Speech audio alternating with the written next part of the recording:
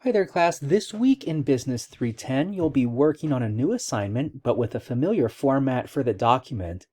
This is the Charity Partnership Memo, and as the name suggests, you'll be working with memo format again, but for a slightly different purpose. So a little bit of an overview about what the final deliverables are and what the goal is. In this assignment, the objective is to put yourself in the shoes of being an employee working at a local company, and students in Business 310 can choose either for this to be a real company or one that you've created. It can be a company that you actually work for, or perhaps know someone who works at that company, or maybe just one you'd like to work at in the future. Once you pick that company, learn a little bit about that company, the company culture, what they value, and really what their product or service is.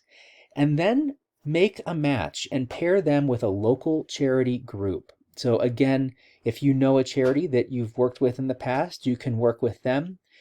Or this might be a time for you to do a little bit of research. And in many ways, that's another secondary purpose of this assignment, is to begin practicing some research skills, as we'll be exploring research in future weeks. One thing I'll emphasize in this video is that doing the research is really critical in order to ensure that the companies are going to be matching with legitimate charities, because there are many groups that might promote themselves as being charitable, but in reality are about finding money for themselves and might not really be putting that much back into the community or the people or groups that they say they serve. So do your homework carefully there in terms of researching them and knowing who they are, what they stand for, and what they have actually accomplished. As I said, the final product will be a one-page memo, so this is not a lot of writing. The memo should be addressed to the CEO or CFO, or perhaps head of human resources, or even the owner of the company. And the real voice that you're going to take in this memo is one of an advocate making a proposal that the company form this partnership with the charity of your choice. There are details, of course, in our Canvas page, and one that I'll emphasize maybe to look at right now will be this Google folder that contains 3 sample student memos. These are other students who have taken Business 310 in previous semesters and how they've approached this assignment. We'll take a look at those samples and dissect them in just a moment. A little bit first about credibility and how you can go about assessing this and then using this information in the memo itself. There's a lot of ways to think about what it means for something or an organization to be credible, but these are some ideas you could use to start with. Often, credibility is linked with ethics or statements of principles or values or the mission statement of an organization. What is their character? What do they stand for? Interestingly enough, for many nonprofit groups or other types of social causes, the character of the organization could be connected to a belief system, an ideology, or some other kind of identity, whether that be political or religious or social or otherwise. And so you might think a little bit about how those could impact the credibility or the perceived credibility of the charity organization as you make your selection. So this question then remains, if you're looking at different groups, how do you assess the credibility of a charity organization and decide which ones are actually credible or would be worthy of being proposed as a partner with a company? You can start by looking at some of these websites. These are all linked in Canvas. They're almost like search engines to look up charities, and you can also learn about charities, of course, on their own websites in terms of the work that they've accomplished.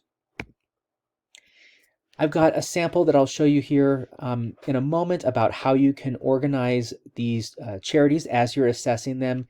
It will be important to consider several, so I think the goal is actually to look at least 5 different charities, go through these details, the name, the description or how they describe themselves, the values that they stand for or the mission that they have stated perhaps on a website, and then anything that they've accomplished. And the space to put all of these I'll show you is in the document that looks something like this. This ranking your organizations template is in Word format, so it's really easy to download, and you can just enter information here as you find it for those 5. If you want to add more, it's really easy to do that, but 5 is great. And then add the other information here. Do you think they would be a good match for the business or company that you're proposing the partnership for? By the time you get to the end of this, the goal will actually be create a ranked list. So the number 1 organization is the one you think would be the best fit, all the way down to number 5, which is maybe not the best fit. And then as we take a look back here, as far as what this ends up looking like in our course modules here, you can see that we get down into the module here for this week's material. There we go. And there should be linked in here a folder that's got some sample students' memos, how other Business 310 students have approached this. You can look at all 3. I will just quickly dissect one of them to highlight the points. The one you'll notice about all of them is they are consistent in using this memo format. So to, from, date, and subject very clearly stated here, and all of them are 1 page long with a standard looking font. There is no need to start this like a letter, so do not say, Dear Mr. Powell in this case, and there is no need to end it with closing like sincerely and your name. Those are appropriate for a letter, but not needed for a memo. General format here is to open the memo with a little bit of description about the company, and in this case, the student was writing from the standpoint of Southern California Edison Electric, so introducing the work that they have done in the past, partnering with other similar nonprofit organizations, and then kind of transitioning in to identify or announce that the new partnership that they think would work well is with this group, Los Padres Forest Watch, LPFW. The main body of the memo is really introducing that group, LPNF, and I notice here, LPFW. We've got a few different acronyms at play, pardon me. But introducing who they are and the work that they've done. So in this case, I think the student found these facts on the organization's website and includes them here using a bulleted list, and then moves in to share a place where the reader can get extra information at the website if they want.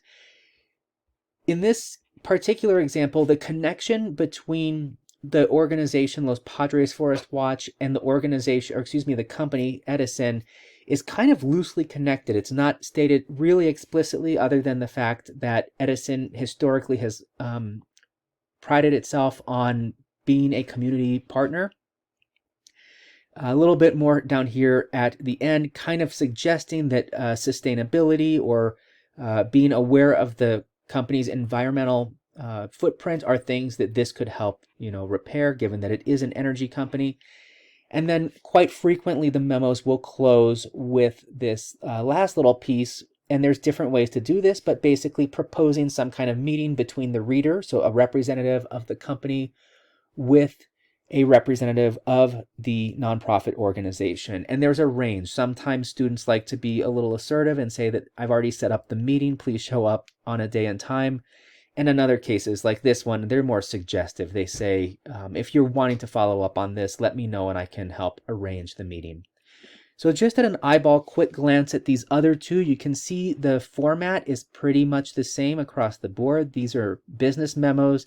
They're designed to be short and to the point and easy to read through. Similarly, identifying some connection points, things that the for-profit company can be doing with or doing for the charity. And hopefully this goes beyond just giving a big check. Hopefully it's actually doing something. And then this one here, again, a similar format, a little bit more stylization there in the header, incorporating the company's logo. And again, having the website for the community organization. So that's it here for information about the partnership memo. Hopefully this is a fun way to learn a little bit about businesses and charity organizations in the local community and bring them together in a nice, concise, written format.